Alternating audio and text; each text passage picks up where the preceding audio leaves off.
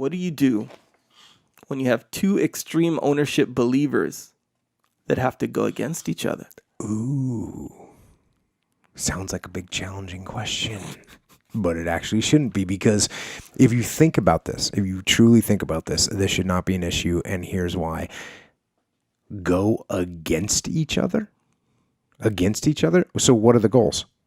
Are these two people on the same team? I'm assuming that they're on the same team, right? They're on the same team. So if they're on the same team and we want to win, we have the same goals, we want to win, but we won't work together?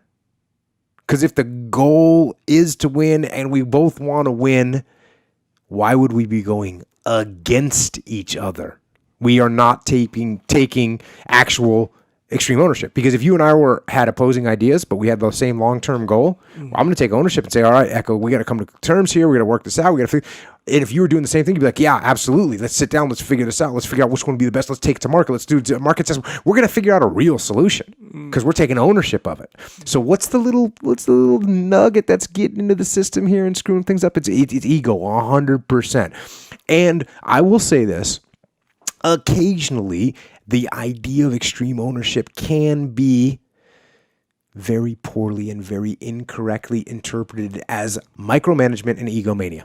Meaning like, I'm going to own this. I own this. This is mine, right? That's not what extreme ownership is at all. It's, you got to own everything, but you don't feel the intrinsic need to do everything, right? Because it's like owning the outcome. Right. And owning the progress. And owning these steps along the way and owning the responsibility of mission achievement. It doesn't mean that you own each individual step and you have to make it your way. That's not extreme ownership. That's micromanagement. So extreme ownership is about leadership and decentralized command and using indirect tactics to make things happen and owning the outcome. So that's why if you have two people that were truly about like, hey, I'm going to own this. I'm going to have the attitude of extreme ownership. If you and I have the attitude of extreme ownership, we're not going to fight over anything because we have the same long-term goal. And if you come up with a better idea of how to get there, I'm going to say, oh, Echo, awesome job. That's a great way. We're going to get to where we want to go. We own that outcome. We're going to make it happen. Boom, I'm going to support you. The only time it's going to be a problem is if I have an ego and then you have an ego. When we both have an ego issue.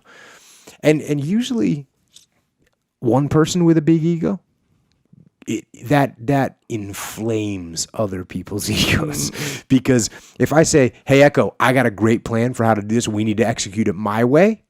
There's a little bit of ego coming out. Because now your ego was down, but all of a sudden you're like, what do you mean your way? Right. Wait a second. Just right there, now we got to think. Right. Now we got some kind of issue going. Yeah.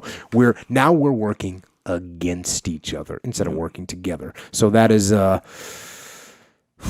absolutely problematic. And I guess to put this in a nutshell, if you're using the principle of extreme ownership, the most important thing you need to take extreme ownership of is your own ego and put that thing in check.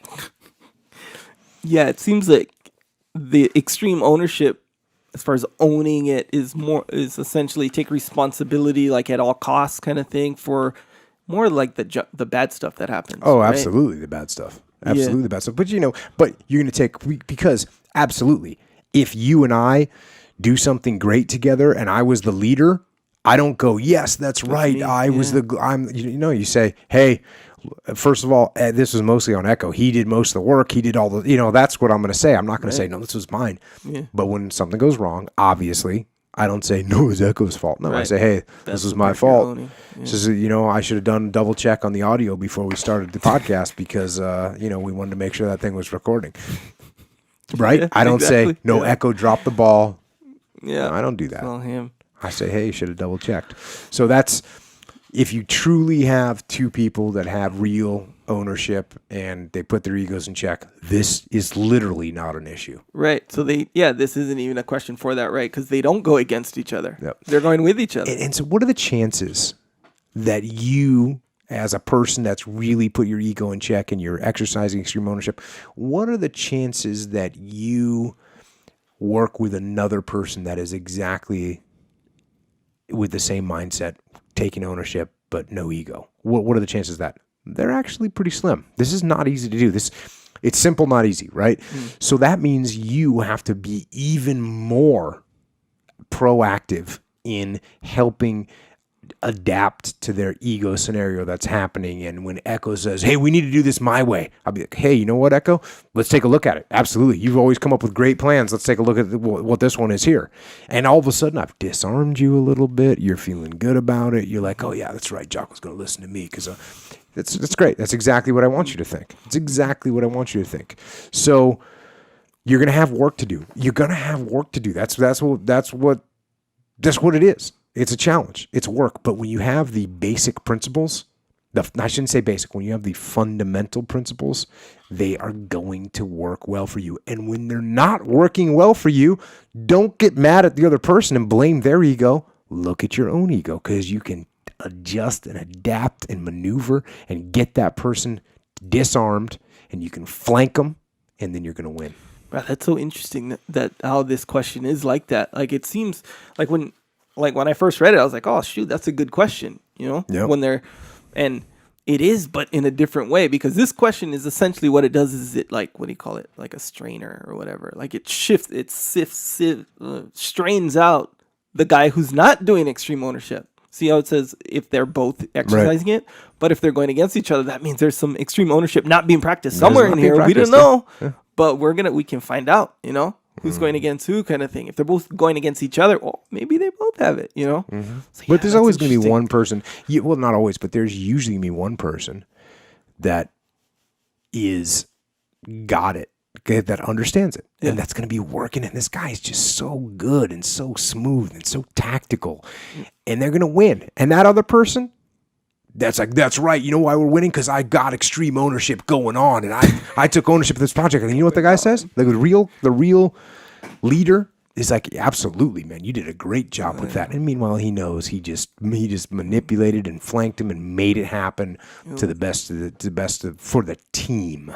Just keeping the train going. That's good. Yeah, indeed. Interesting.